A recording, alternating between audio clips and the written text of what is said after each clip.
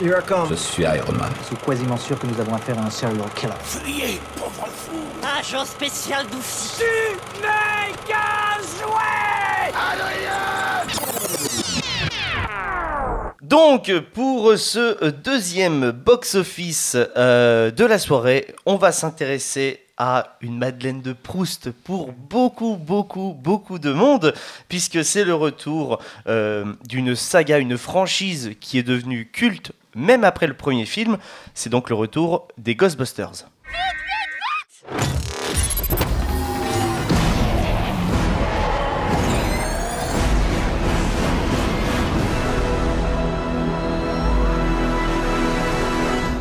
SOS Fantôme, l'héritage, film réalisé par Jason Reitman, fils de Ivan Reitman, réalisateur original du premier SOS Fantôme en 1984. Est-ce que l'un de nos chroniqueurs veut faire le synopsis ? Esteban, tu as baissé les yeux, c'est comme en cours, c'est la même chose. Le synopsis donc de SOS Fantôme, l'héritage. Je ne suis pas aussi bon que certains. Écoute, je peux essayer. Tu peux côtoyer la légende, tu es déjà à côté. Alors, alors, aussi bon peut-être pas, mais tu peux être plus concis, cela dit. Je te fais toute confiance. Non, on nous replace, donc on est paumé, très clairement. On est dans une famille sans père, une fille, un garçon, une maman, qui se font expulser. Donc, situation financière compliquée. Le grand-père décède. Pas cool. Non, pas cool. Donc, par contre, cool quand même, parce que du coup, on a un toit. Donc on y va. Et on se rend compte qu'en fait, papy, il était bizarre. On n'avait déjà pas beaucoup de liens avec lui, mais il est vraiment chelou, ce mec. Détesté par tout le monde dans la ville, moqué par tout le monde. Et on se rend compte qu'en fait, papy, c'était un Ghostbusters. Voilà, c'est tout simplement Egon Spengler, si je peux me permettre en le citant. Voilà, donc un des membres fondateurs de SOS Fantôme. Voilà. Et grâce à ce film, on apprend que les événements de 1984, donc à New York City, NYC, comme on dit sur YouTube, étaient vrais. Les attaques des fantômes, l'attaque du Bibendum, ce qui s'est passé sur le toit de ce fameux immeuble a vraiment existé. Et donc nous sommes dans la continuité, la timeline originale des deux premiers volets, avec ce film SOS Fantôme, l'héritage. Est-ce que quelqu'un veut commencer pour donner un petit peu son avis ou rajouter quelque chose sur le film ? Juste pour rajouter par rapport à l'histoire, faut qu'on remette quand même en question. Alors moi, ça m'avait un peu choqué au début. On remet quand même en question effectivement l'existence des Ghostbusters. Il y a plus de fantômes en fait. Ils ont trop bien fonctionné. Donc il n'y a plus de fantômes. Et on commence quand même à ne plus y croire. Ils n'ont jamais existé. C'est des fous. C'était une légende quoi. Alors que ça s'est pas passé forcément il y a très longtemps. Donc ça m'a sorti un petit peu. Mais étant un grand fan et m'ayant refait les SOS Fantômes avant de le voir, j'étais un peu choqué et en même temps pas forcément parce que du coup ça apporte du renouveau dans le sens où tous ceux qui n'ont pas vu les autres en fait ils peuvent se reconnaître mais complètement dans les personnages des enfants en fait qui découvrent aussi ce qu'était cette époque et on les voit en fait sur internet ou avec des journaux se renseigner sur ça et on a quelques scènes du premier film et ça par contre j'ai adoré. Là tu peux emmener voir ton enfant voir ce film sans qu'il connaisse complètement l'univers. Malheureusement c'était pas le parti pris complet du film. Deuxième partie, on est vraiment dans l'intrigue du film qui joint complètement à 100% le premier film et là par contre on te balance toute la légende en 2 lignes et si t'as pas vu les autres c'est difficile de comprendre l'histoire, de connaître les noms et d'être dedans, quoi, en fait, finalement. Alors tu vois là-dessus, je suis pas spécialement d'accord avec toi parce que moi tu vois les SOS Fantômes ça fait très longtemps que je les ai pas vus. Par manque de temps cette semaine je ne les ai tout simplement pas revus avant d'aller voir SOS Fantômes l'héritage. L'histoire je l'ai totalement compris. Par contre je vous l'avoue que à mon avis je suis passé à côté d'énormément de références parce que je ne les avais pas vues. Et on en discutait en off juste avant l'émission avec Jérôme, qui lui a aussi revu les SOS Fantômes, en tout cas le premier, juste après avoir vu l'héritage. Et c'est là que tu te rends compte qu'ils ont glissé des références jusqu'à même la tablette de Crunch que Spengler en fait aime et qui est donnée par Bill Murray. Ouais, c'est ça. Enfin, c'est le truc complètement anecdotique. Alors, probablement que ça se répète dans le 2, mais moi, je me souvenais pas de ça. L'immeuble avec du sélénium dedans, qui était donc un catalyseur ectoplasmique en plein milieu de New York. Enfin, je ne me souvenais pas de ça. Enfin, il y a beaucoup de références comme ça qui sont genre hyper pointues et où finalement, enfin, t'avais pas besoin de ça. Et tu parlais du fait que c'était un film, enfin, qu'on pouvait carrément aller voir. Avec les enfants, etc., etc. Super bien foutu. Le texte, bon, qui insiste peut-être un petit peu trop. Oui, la science c'est trop cool. Devenez scientifique, les enfants. On a besoin de vous. On est dans la merde. Il faut trouver des solutions. Donc, etc.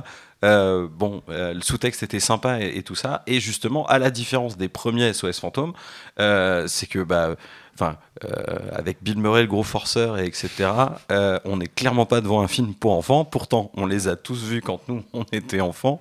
Bon, ça nous a pas traumatisés pour autant.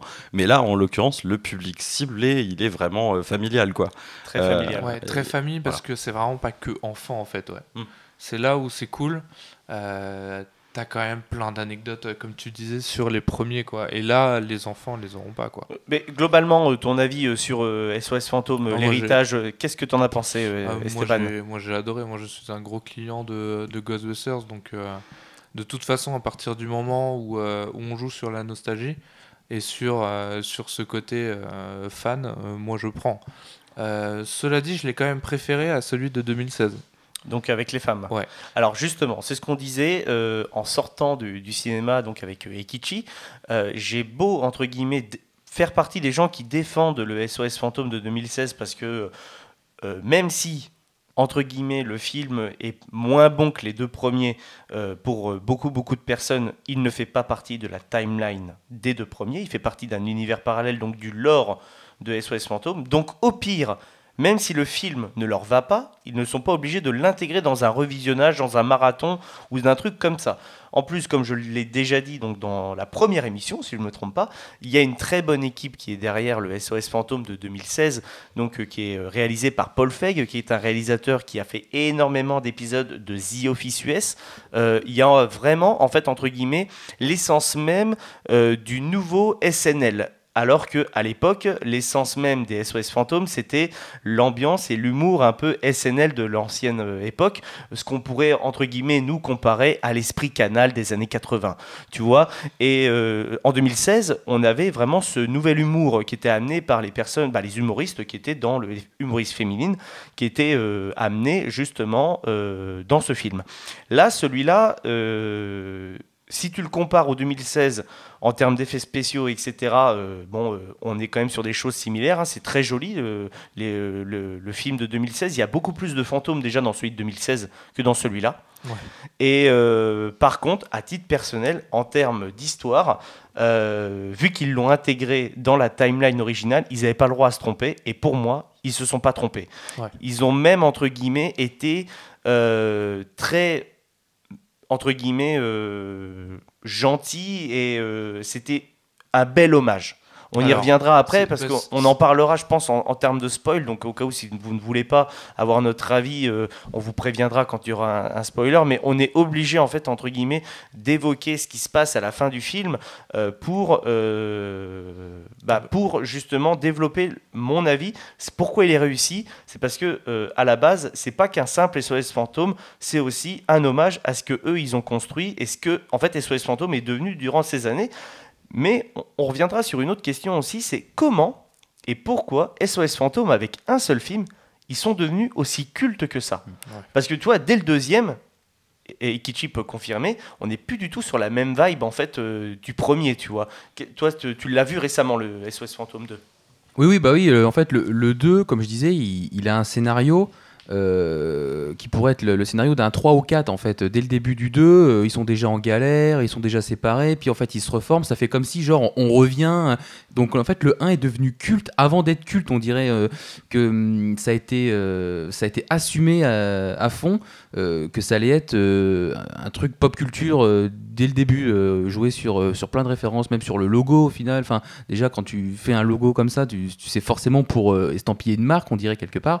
Donc, ouais, c'est assez étonnant qu'en si peu de films, on va dire, parce que c'est pas une saga, ce soit devenu aussi culte en fait. Bah là, à l'heure actuelle où on en parle, c'est une franchise. Mais à l'époque, c'était que 2 films. Donc un diptyque au cas où, pas une franchise, tu vois, ça n'a rien à voir. Oui, parce que les séries d'animation, les dessins animés, tout ça sont venus bien après. Ouais, d'après Jérôme, c'était arrivé dans les années 90. Ouais, c'est ça, début 90, je pense, c'était diffusé sur les minicums chez nous.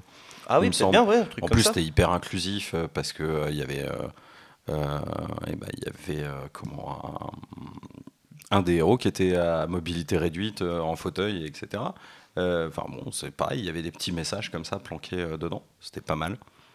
Oh, la série animée est très bien d'ailleurs. La série animée, ouais, elle était super. Il y a d'ailleurs vraiment, pour continuer un petit peu dans ce qui a été fait de SOS Fantôme, qui a découlé des films, que je vous conseille, toutes les BD qui ont été faits Ghostbusters, qui sont sortis dans les années fin 2010. Déjà d'une, toutes les couvertures des BD reprennent des covers en fait d'albums super connus. Donc la première reprend l'album Alley Road en fait des Beatles.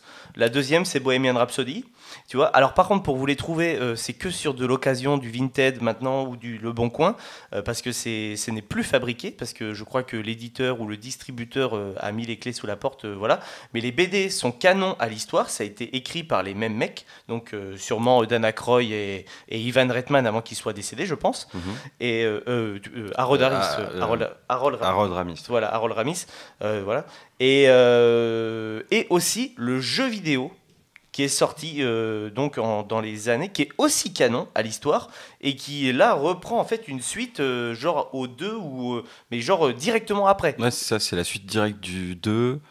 C'était sorti sur PlayStation 3. C'est ça, c'est ça, c'est ça.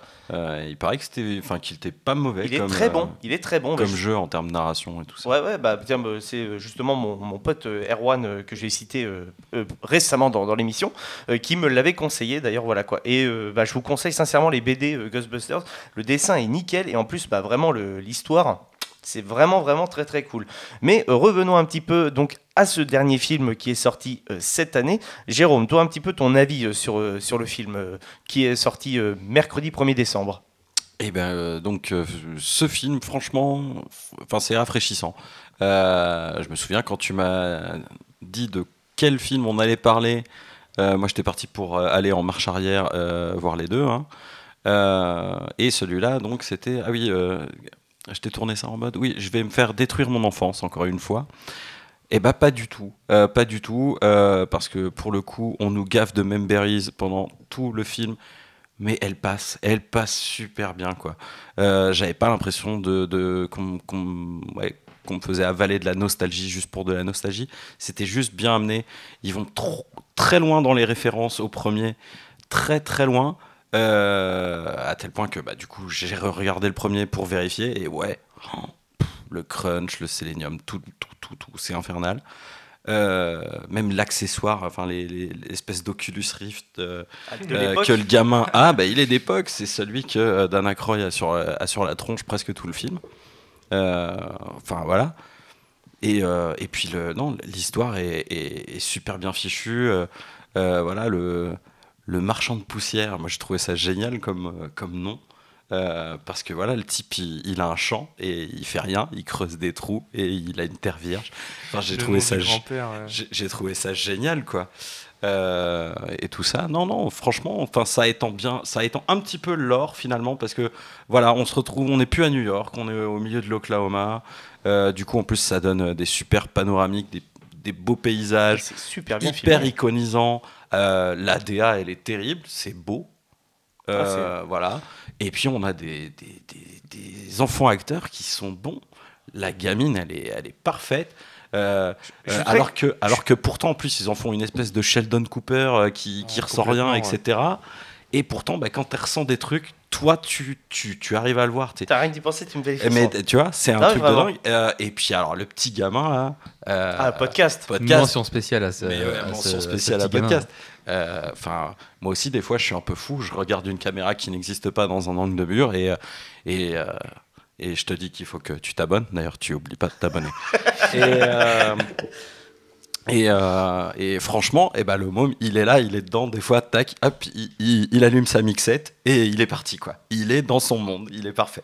Non, franchement, podcast est très bon et je suis très content que tu aies parlé en fait de la fille qui joue donc la petite fille de Egon Spengler en premier, parce que déjà d'une, c'est vrai que c'est elle qui ressort pendant tout le film, mais on aurait pu aussi entre guillemets s'attarder sur Finn Wolfhard, donc qui vient de Stranger Things, et c'est vrai que Stranger Things était une des séries qui a réussi à trouver un casting où les enfants étaient très très bons. J'avais pas vu ça depuis E.T., moi, sincèrement.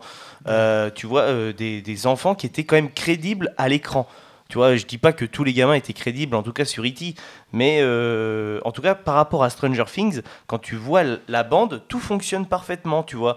Et Finn Wolfhard, qui est un des acteurs principaux. C'est lui, hein, c'est celui qu'on suit le plus, puisque c'est lui qui a la romance avec Eleven, donc voilà quoi.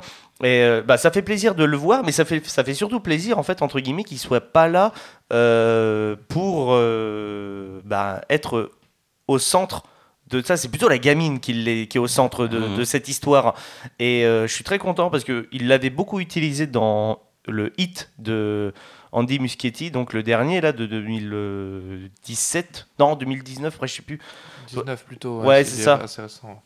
Donc voilà, et Finn Wolfhard était dedans, et il l'avait beaucoup utilisé en mode vous avez vu, c'est le gamin de Stranger Things, il était dans toutes les interviews, alors que finalement son rôle était plutôt anecdotique, tu vois. Là pour le SOS Fantôme, je trouve que c'est plutôt bien, parce que finalement les personnes qu'ils ont utilisées pour les marketing, etc., ils ont mis Paul Rudd, tu vois, donc qui est normal. J'allais venir justement, mais merci Paul Rudd. Ah oui, non mais j'adore ce mec et dans ce film, j'adore. Et tu vois, et justement, j'allais te le dire, parce que finalement, des adultes, c'est lui qui a le plus beau rôle en fait entre guillemets, parce que la mère est plutôt en retrait aussi, parce que c'est son rôle qui veut ça, en mode, je suis pas du tout dans le délire des Ghostbusters, parce que déjà d'une, mon grand-père, je peux plus le blairer. Tu vois ce que je veux dire? J'aime pas la science. C'est un peu ça. Mais c'est son rôle qui veut ça, c'est pas l'actrice. Mais l'actrice le joue très bien, quoi, tu vois. Et Paul Rudd, lui, par contre, vu qu'il est dans le délire de la science, c'est cool, etc. Et ça fait longtemps que j'ai pas eu une copine parce que je suis sismologue, tu vois. Non, mais vraiment, j'aime beaucoup le rôle qu'il a, en fait, Paul Rudd. Et pour moi, j'allais y venir, il y a un plan qui est déjà iconique à mes yeux. Le plan du coucher de soleil où tu as Ecto-1 qui est juste en dessous du soleil sur une route et que tu as la gamine qui est en train de capturer ce glouton, il est iconique, c'est d'une perfection. Rien que d'y penser, je te jure, j'ai des frissons quand je l'ai vu à l'écran tout à l'heure. Je me suis dit, ça peut être un fond d'écran de PC. Vraiment, tu mets cette image-là, tu te dis, putain, c'est magnifique, quoi. Et la Ecto-1 qui saute, pareil, pour moi. La Ecto-1 qui saute, qui au premier sorti du champ. Ah ouais, c'est... Ah, c'est beau, hein, c'est vraiment très très beau. Tous les passages en voiture sont vraiment très bien filmés. Et le deuxième truc iconique, toute la scène dans le Walmart, même si ça a été conçu entre guillemets pour ça, pour qu'on parle de Walmart en mode, ils sont partenaires du film, hein, c'est sûr. Hein. Donc voilà, mais toute la scène avec les petits marshmallows, les petits bibendums qui sont là à faire des petites conneries, ça j'ai beaucoup aimé. T'as pas aimé toi? Ah non. Moi j'avais l'impression d'être devant moi moche et méchant au milieu d'un placement de produit. Par contre, tu ne me fais pas ça. Ça voilà, fait je me suis dit mais où est-ce que je suis? Tiens, et puis en plus, mais qu'est-ce qu'il fout dans ce magasin, Paul Rudd? Enfin, voilà. Non, pas Paul Rudd, plus les marshmallows, comme on disait, c'était rafraîchissant cette petite parenthèse, mais c'est vrai, comme tu disais, ils ont rien à foutre là, parce que c'est pas des fantômes, c'est pas des êtres. En fait, c'est pas parce que dans le 1 ils ont modéliser en fait les pensées du Black, je sais plus comment il s'appelle, qui pensait à Marshmallow, etc. Donc ça, c'est sa pensée qui a formé la créature. Mais là, le fait que la déesse revient, etc. D'où les marshmallows deviennent, se métamorphosent. Ouais, d'où les marshmallows deviennent des bibendums. Je pense que c'était beaucoup plus pour la référence. Pour mais tu vois, un truc tout bête, service, etc. Une référence qui aurait été beaucoup plus subtile et elle y est déjà dans le film, et je pense que ça a été rajouté, cette scène du Walmart, même si moi j'ai bien aimé les gags, mais je pense que la scène du Walmart a été rajoutée, non pas pour des côtés scénario, parce que le moment où en fait Paul Rudd se fait capturer ou posséder par un des Cerbères, ça C'est pourrait sur se le passer. parking. Oui, c'est sur le parking, c'est mais sur ça le pourrait parking. se passer n'importe où. ça pourrait se passer n'importe où. Mais pour la référence du bibendum, quand ils font un dérapage en plein milieu de la ville, et ben il y a un tag avec le bibendum marqué Stave Puff. Ouais, Ah il y a oui, une ça, je vieille l'ai vu. pub, voilà. Et donc voilà, et ça tu vois, c'est beaucoup plus subtil, beaucoup mieux, ça aurait été, entre guillemets, sans le revoir, tu te dis juste, il est là. Tu vois, C'est plus gratifiant à le remarquer. gratifiant en plus. et à le remarquer, exactement. Alors que là, finalement, les voir sortir. Moi, j'avoue quand même que j'ai quand même rigolé sur, sur le passage où. J'ai trouvé ça incroyable. Là, c'est ce que je disais en off. Là, ils sont tellement mignons et ils meurent de manière atroce, quoi. Et ils le font avec le sourire, et ça, j'ai adoré. Ouais, ça m'a fait penser à un truc qui tournait sur Internet, ça s'appelait les Suicide Rabbits. Et en fait, c'est que des petites images comme ça, dessinées, avec des lapins qui essayent de se suicider. Alors genre, on va trouver un lapin qui est la tête courbée sous un des pieds de chaise, et puis qui attend que quelqu'un s'assoie, enfin ce genre de choses. Et ça m'a fait penser un peu à ça, mille et une manières de se tuer dans un Walmart. Ça pourrait être un film de Seth Rogen, ouais. de Seth Rogen, c'est carrément ça. Ou Seth MacFarlane pour ceux qui voilà quoi. Mais moi ça m'a fait penser à Happy Tree Friends un peu. C'est ce que j'allais dire. Oui, il y a de ça, ouais. Tu vois, vraiment ce côté très gore. Parce que quand même le coup du mixeur, t'es là, tu fais oh putain ils abusent quand surtout même. quand ils sont en train de griller leurs collègues sur une Oh, barre ouais, de ça, chamal, le truc du barbecue. Là, Mais le coup du barbecue. Mais tu sais le ce mec, qui- il va avec le sourire, ses potes viennent l'écraser avec le sourire. Moi, ce qui c'est me génial. déglingue avec le coup du barbecue, je sais pas si t'as remarqué, mais en fait, tu en vois, il en plante deux. Ouais. Et en fait, au bout d'un moment, le gars, ils sont tous éclatés de rire en mode c'est trop bien ça, machin. T'en as un qui crame, bon, lui, il y va, ok. Et le gars penche ses copains qui sont là. Et finalement, il voit que le copain, il est en train de cramer derrière, et toujours avec le sourire, il essaye d'en monter. Tu vois, il remonte sa petite aiguille, machin, tout ça. J'ai trouvé ça vraiment très drôle, moi, tu vois. C'est drôle, mais il aurait fallu faire une bande-annonce avec ça, tu vois.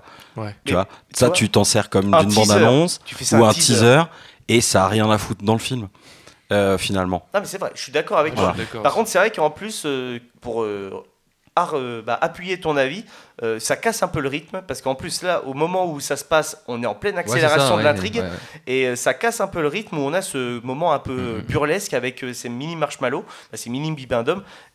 Mis à part que ça m'a fait rire, c'est vrai qu'en termes d'intrigue, un petit peu dommage, et en plus, Paul Rudd aurait pu très bien se faire posséder ailleurs. Voilà, parce que À la limite, ils auraient dû faire des. en sortant de l'école, genre la voiture. Ouais, non, mais c'est ça. Enfin, à part mettre en avant que cette enseigne-là est ouverte même au milieu de la nuit, parce que si tu en as besoin, elle est là pour toi, tu vois. Parce que par contre, c'est vrai. Hein. Non, mais enfin voilà, à part pour mettre ça en avant, aucun intérêt. Enfin, je veux dire, il aurait pu être dans un bistrot en train d'oublier le fait qu'il Non, s'est mais- pris un râteau la veille. Pour Les effets dire- spéciaux ont été chers, voilà, ils ont été payés. Non, mais c'est clair. Mais pour dire Ouais. un petit peu, Walmart, c'est l'équivalent du Don Quichotte aux Ouais. États-Unis. Ouais. Voilà, tu vois. Non, c'est- des 7-Eleven. Ah non, vraiment, c'est vraiment des Don Quichotte. C'est-à-dire que même si et c'est tout. ouvert toute la night, 7 jours sur 7, etc., comme les 7-Eleven, mais par contre, en termes de contenu à l'intérieur du magasin, tu as tout. Ok. C'est-à-dire que tu peux aller dans un Walmart pour dire, tiens, je vais faire des courses, ou très bien, il me faut le dernier DVD, je vais y aller. Il y a tout. Il y a tout dans un Walmart. Tu peux trouver tout et n'importe quoi. Et selon les États, tu peux même trouver des armes, je crois. Vous pensez qu'il est payé pour dire ça? Pas du tout, parce que par contre le truc qui est Donne vraiment le très chèque. bâtard, non, vraiment, moi je me suis intéressé à la firme Walmart parce que je suis un peu- Déjà, on la voit partout dans les films. ouais, mais surtout je suis un peu collectionneur sur pas mal de points, dont les steelbooks. Voilà, et il y a énormément de steelbooks qui sont vendus uniquement au Walmart. Et ça, mon gars, quand t'es un peu dans le game de chercher des steelbooks, le Walmart édition, tu le vois souvent et t'as un peu les boules. Parce que tu vois, sans mentir, l'une des plus belles éditions du film À couteau tiré, Par exemple, c'est Walmart qui l'a eu. Exemple, tout simplement, le Steelbook était vendu avec un fourreau. Un fourreau en fait qui fait comme un donut en fait d'armes, de couteaux comme dans le film au-dessus que l'on voit. Et ben truc tout bête, c'était l'affiche du film. Par-dessus en fait les couteaux. Et ben ils ont été tellement malins que si tu prends le fourreau, tu retournes le Steelbook, tu le mets comme ça, et ben tu vois qui est le meurtrier. Ça, c'est beau, ça. C'est quand même énorme. C'est pas mal. C'est énorme. En fait, en gros, les couteaux sont derrière, ils sont sur le verso du Steelbook et devant, tu as l'affiche. Si tu prends le fourreau et que tu le retiennes et que tu le mets sur l'affiche, eh ben, ça te montre qui est l'assassin, qui est le meurtrier du film, qui est la véritable pourriture. C'est quand même énorme. Et ça, c'est un vrai truc de collection, cet objet. J'ai le Steelbook de base, mais j'ai pas le fourreau. Parce qu'en gros, le fourreau, il était vendu uniquement dans les Walmart. Bah, édition Walmart avec le Steelbook. Moi, je l'ai acheté en Angleterre, chez Zavi. Et bah, t'as pas le fourreau. Et pourtant, c'est le même Steelbook. C'est-à-dire qu'en gros, il y aurait quelqu'un qui me vend le fourreau. Juste le fourreau. Ouais. Je peux faire le truc. Mais c'est pas une édition Walmart. Parce que je l'aurais vendu en 2 fois, quoi. Et maintenant, pour la trouver. C'est un appel, finalement. Non, je me suis désigné parce que finalement, tu vois, je sais que sur certains trucs, tu peux pas, quoi. Mais après, il y a d'autres firmes qui font des steelbooks magnifiques, Titan of Cult, qu'on a la chance d'avoir en France. Tu vois, ils font des trucs superbes avec des petits goodies en rapport avec des films. Je vous conseille, pour moi, la plus belle édition qu'ils aient faite, c'est celle de Mad Max Fury Road.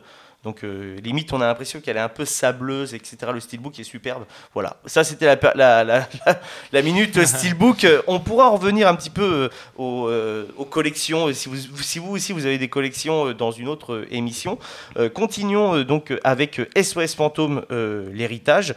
Ekichi, toi un petit peu ton avis sur le film. Mes collègues ont tout dit, hein. Le film est superbe, c'est un très bon hommage. Il y a 2-3 petites choses qui vont pas, Esteban en a parlé un peu au début. C'est vrai qu'au début, la gamine qui dit moi je crois pas aux fantômes, alors que bon, même si c'est 30-40 ans après, quelque chose comme ça, qui se passerait réellement dans la vraie vie, tout le monde en continuerait d'en parler, il s'est passé ça, donc ce serait admis que l'existence des fantômes, des démons, peu importe, voilà, existe. Donc le fait qu'elle dise tout de suite j'y crois pas, bon voilà, après je trouve le gag assez drôle, le fait que en gros ils ont tellement bien marché qu'ils n'existent plus, bien que Egon du coup continue lui parce qu'il a toujours c'était le scientifique du groupe, donc le fait qu'il comprend qu'il va y avoir une merde. Et voilà, il fait en sorte que ça s'arrête, ça c'était logique, mais après voilà, la fin incroyable, et puis après c'est vrai qu'il y a en 2 parties, en 2 temps, mais les deux parties fonctionnent extrêmement bien, comme on disait. La première partie, tout le monde peut vraiment découvrir l'univers ou le redécouvrir avec ses enfants, etc. Après c'est vrai que pour la deuxième partie, bon voilà, si on n'a pas vu le premier film, c'est vrai qu'on peut avoir quelques lacunes, mais ça passe tout aussi bien. Peut-être quelques défauts techniques au niveau des mécatroniques des chiens, j'ai trouvé. Après je pense que c'était assumé le fait qu'il soit en mégatronique. En animatronique, ouais. Voilà, pour rappeler un peu le premier, pour faire un côté un petit peu rétro, on va dire. Je pense même que c'est sur assumé. les effets visuels, j'ai trouvé ce côté rétro, j'ai beaucoup aimé. Parce que c'est très beau, mais on a quand même ce truc des premiers, quoi. On a carrément, vrais, Jérôme nous le disait en off, ouais. Ils ont refait des poupées. Hein. Ah oui, non, ils ont refait les poupées, etc. En plus, la transition de poupée CGI, elle passe bien, parce que tu sens un peu la saccade. C'est comme s'ils avaient mis une saccade sur quand tu passes en full CGI. Non, vraiment pas mal. Et puis ouais, et heureusement que ils ont refait le grand méchant quand même, un petit peu avec des petites éclairs un peu partout, parce que c'est vrai qu'elle fait cheapos dans le premier. On dirait qu'elle est habillée avec du cellophane. D'ailleurs, j'avais pas. Alors, on était dans les années 80, mais là, il précise que c'est un être non genré. Voilà, oui. Donc mais ça, je te l'ai dit. Quand nous, on l'a vu en VF. Et sur certaines phrases, en fait, elle passe de voix féminine à voix masculine. Ouais. Et ça, j'ai trouvé que le travail était vraiment pas mal, entre guillemets, pour ça, pour bien spécifier le non-genré. Ouais. Mais dans juste le pour premier, dire que dans les années 80, ça m'étonnerait que c'était un être non-genré. Non, je pense que c'était une femme dans le premier, non ? Non, c'était pareil. Ouais, ils disent non-genré ni aussi. Dieu, ni Ils le déesse, disent que je sais c'est plus pas quoi. précisé qu'elle a pas de sexe en fait, Ouais. que tu sais pas si tu dois dire monsieur ou madame ou il y a un truc Parce comme que- ça. Alors on dit pas non genré comme là, mais Parce que pour l'époque, ça paraît quand même assez innovant de penser juste Ouais, à mais ça. c'est- quoi. ouais. Bah après, est-ce que Dieu est une femme ou un homme Oui, c'est ça Voilà, aussi, hein. ouais. Donc ouais, non, c'est intéressant, c'est très alors, intéressant. mais si on sait tous ici que c'est Morgan Freeman, hein, C'est ça. Forcément. Et à chaque fois qu'il fait une révélation dans un film, un grain de beauté pousse Apparaît. sur sa joue. Ceux qui ont la référence là, mettez-les dans les commentaires, les amis là. Là, j'ai envie qu'on passe un petit peu à la partie spoil. Donc, si vous n'avez pas vu le film et que vous nous quittez, je suis désolé. On se retrouve dans la chronique d'après, donc qui sera l'Izakaya de Ekichi. Mais par contre, nous, on va parler un petit peu vraiment de cette fin qui est absolument grandiose, magnifique. Voilà. Donc, si vous voulez un petit peu notre avis, justement. On va le dire, hein, cette image qu'on avait peut-être vue sur Internet à l'époque se réalise enfin. Donc, on voit le fantôme de Egon Spengler vraiment de nos yeux, quoi. Ils ont refait, entre guillemets, le visage de Harold Ramis, en fait, vieillissant à la façon de Egon. Et c'est ça que j'ai beaucoup aimé, parce que quand on va voir ces photos, il ne ressemblait plus pas du tout à ça, en tout cas. Et j'ai trouvé ça superbement fait. En tout cas, ce plan où ils sont tous les trois en train de balancer leur flux de protons et que lui est à côté en train d'aider sa fille, sa petite fille, j'ai trouvé ça... Petit frisson. Rien que d'y penser, petit frisson. Petit frisson, là on ressent l'héritage du titre français. Oui, c'est vrai. Plus que le Afterlife, du. Ouais, c'est vrai que titre pour une américain, fois, quoi. limite la traduction française transpire mieux le. C'est vrai. Non, et vraiment, j'ai trouvé ça vraiment grandiose. Et le côté héritage, je trouve qu'on le ressent énormément avec toutes les scènes de Ecto One.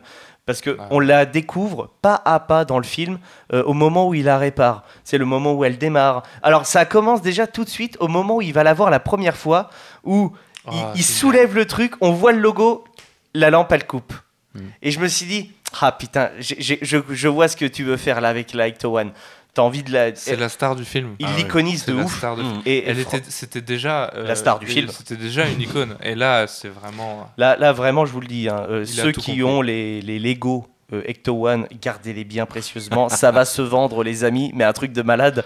Non, franchement, je vous le dis, moi, la Ecto One, elle est iconisée. D'ailleurs, rien que déjà avec le plan, avec le coucher de soleil que j'ai dit tout à l'heure, j'ai trouvé ça superbe. Mais l'affiche du film. L'affiche. Ecto One. Mais par contre, tous les passages. Les passages avec le poste d'artillerie qui sort avec la gamine dessus, qui sont esthétisés de ouf. Alors, pour le coup, moi, j'avais acheté le Lego justement de la Ecto One en septembre. Et en fait, j'avais déjà tout ça dessus. J'avais le siège qui ressortait comme ça. J'avais le petit robot là qui sort par la trappe arrière. Ouais, le RCXD. Et ça, c'était pas dans les deux premiers films d'ailleurs, du coup. Non. Le poste d'artillerie, je pense que tu le retrouves. Ah si, tu dois l'avoir dans le 2, non? Alors, je sais pas pour moi, mais pour moi, le poste Non. d'artillerie, pour moi, on l'a dans la série animée. Ou alors c'est dans la série animée. Pour moi, on l'a dans la série j'étais pas animée étranger pour à ça. la personne justement qui est en mobilité réduite. Peut-être bien. Moi, c'est un truc, ça me parle. Le côté où je l'ai déjà vu avant. C'est ça. Par contre, le buggy. Ah, le RCXD, Le c'est la petit première fois, alors c'est là, drôle ça. Ça me fait rire ça. Le petit buggy, bon, ok, pourquoi pas. Avec un piège dessus. Non, mais pour Noël, ça va bien se vendre. Ah, mais c'est. C'est clair. Petit Tu buggy, te demandes quand est-ce qu'il est à court de radiothèque batterie, le machin. Il Achète tout le ma temps, merde. Non, franchement, c'était. Mais non, voilà, c'était. Et puis, il y a tout le côté, entre guillemets, les bruits. Le bruit du les truc sons. à proton. C'est Oh, les respecté sons, à ils sont. fond. Ils sont Voilà, quand ils sont il magnifiques. démarre pour la première fois, vraiment, Là, ça vaut le coup d'avoir le système son dans le ouais, de cinéma. ouf. Ah, vraiment. Et puis, ce que j'aime aussi, c'est que tu vois, tu l'apprécies une première fois quand il s'allume, mais finalement, tu le réapprécies une deuxième fois grâce à la séquence finale, parce qu'au moment où ils le rallument eux et qu'ils disent, ce son m'avait manqué, tu fais, ah putain. Ouais, nous aussi. Ah là là, nous aussi. Mais nous aussi, en vous voyant, en fait, ça nous avait manqué, tu vois. Mais en fait, je pense que c'est ça, en fait, la force du film, et c'est pour ça qu'il va mélanger les plusieurs générations. C'est qu'il est fait pour faire découvrir SOS Fantôme à la nouvelle, mais il est surtout fait aussi, entre guillemets, à remercier à l'ancienne génération ou à notre génération qui ont aimé les films, qui les ont fait connaître, qui sont, grâce à eux, ils sont devenus cultes, tu vois. Et Alors, justement, pour rebondir sur ce que tu dis avec ce qu'avait dit Eikichi, c'est vraiment ces deux parties-là. La première partie, c'est ce que tu disais au début. Et la deuxième partie, c'est voilà, le fanservice, on vous remercie, on vous donne en fait ce que vous voulez voir, quoi. Et la séquence finale, comme je le dis, elle est totalement ça, parce que c'est totalement dans cet esprit-là. Revoir une image, un dessin qu'on avait vu sur Internet au moment de la mort de Harold Ramis, où tu le vois en hologramme, devant eux, en disant « salut », tu vois, entre guillemets, et de là, de le voir en vrai, tu te dis, ils ont vu ce qui s'est passé sur Internet, ils ont vu, entre guillemets, l'amour des fans, ils ont vu tout ça. Et franchement... je l'avoue, je pense qu'on en reparlera pour l'émission bilan qu'on fera en début 2022, qui sortira début 2022. Je pense sincèrement qu'après ce premier visionnage de SOS Fantôme, je pense qu'il est directement déjà dans mon top et je pense que c'est même un des meilleurs.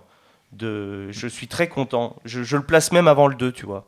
Ah oui, c'est un des rares films suite lointaine qui est exceptionnel. Parce que d'habitude, c'est ouf. quand on tire sur la corde, des fois on dit toujours « Oh, c'était l'épisode de Après, trop ». si, il y a eu la dernière trilogie Star Wars qui était bien réussie. C'est vrai, oui. Je m'attendais pas à ça. Je me suis dit, il va parler de quoi là? Ah si, il y a eu ça. Et puis on sent la vanne, hein, bien entendu.